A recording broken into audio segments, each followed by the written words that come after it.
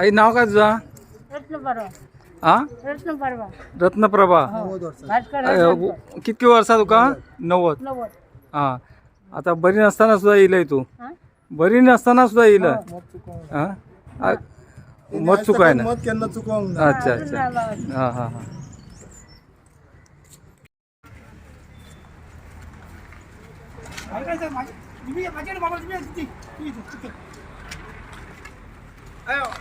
नाव सांगा.